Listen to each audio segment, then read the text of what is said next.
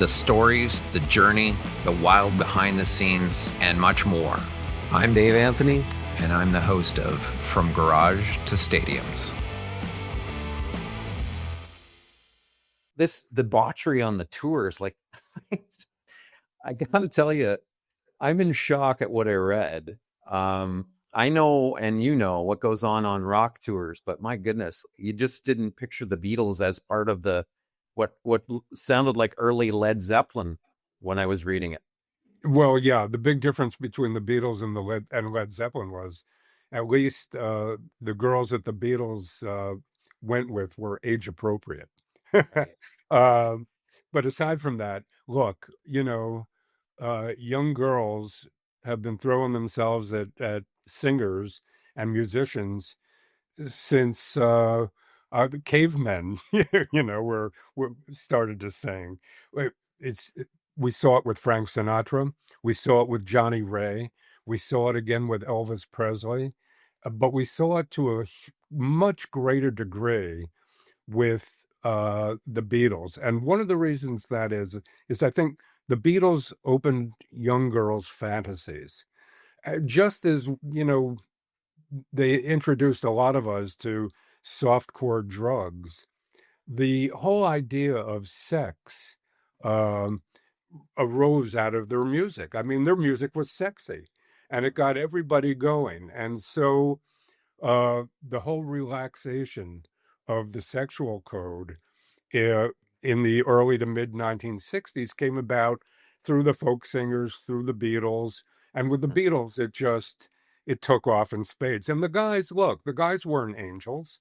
They had in Hamburg, they had really gotten a taste of down and dirty down and dirty relationships with the women there, because a lot of them were prostitutes from the street who went with the Beatles and introduced them to a lot of new tricks. But by the time they got to the States, it was like a feeding frenzy for them, and they were hot-blooded young guys. We always think of the Beatles as somehow like middle-aged or 30, even 35-year-old guys, but they were kids.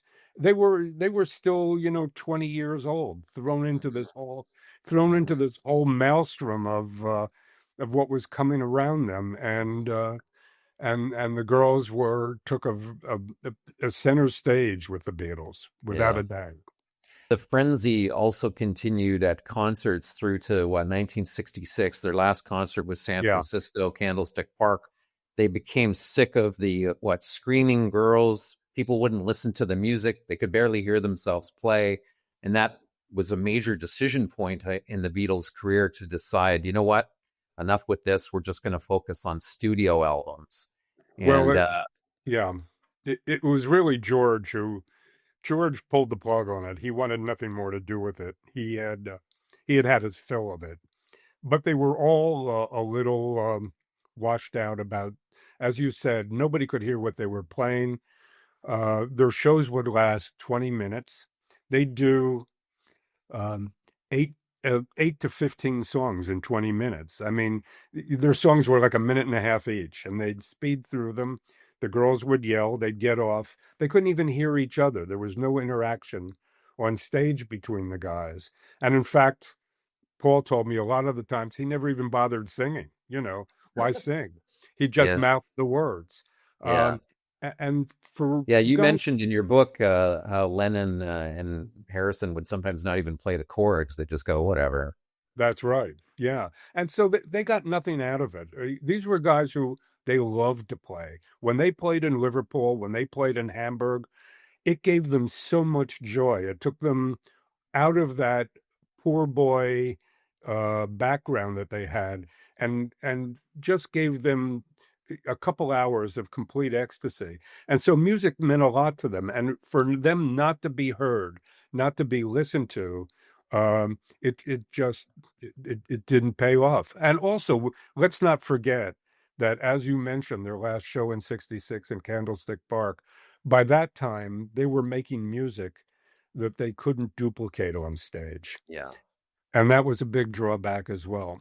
That's a theme too that runs through Bob's book is the there's almost a drug era that the Beatles passed through. In Hamburg, it's speed and amphetamines to sort of keep up the pace.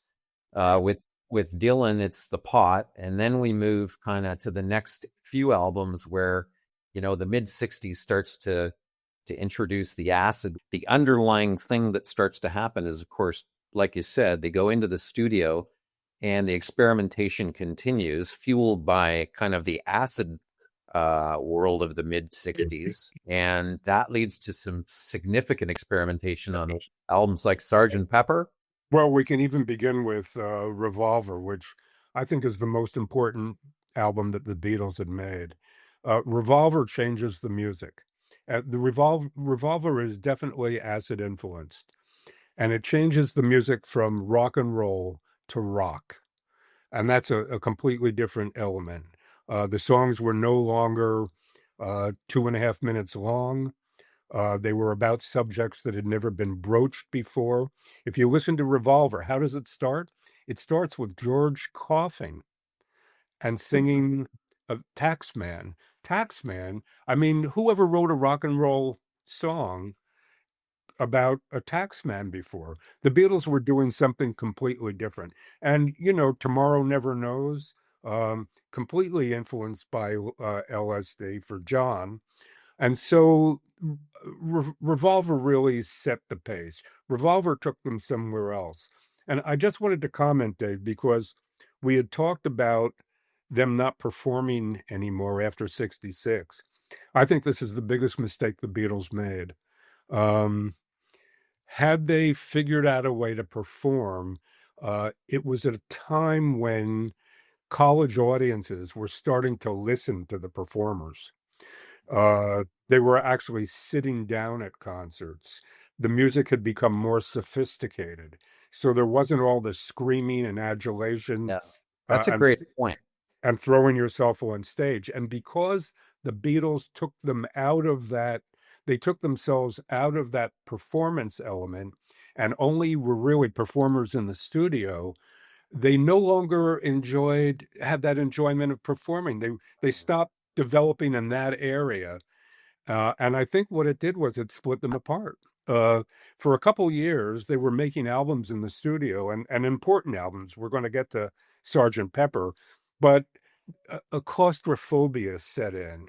Mm-hmm. Uh, and all they had were the four walls of the studio.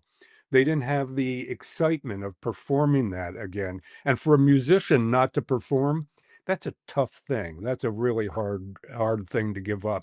And I think that really is what eventually rent the Beatles asunder. Let's talk about Sgt. Pepper. Um, and then we're going to get to the personalities of the performers because I want to kind of set up the fact that we're starting to get to the precipice here, and the decline is about to set in with respect to the personalities, kind of conflicting, if you will.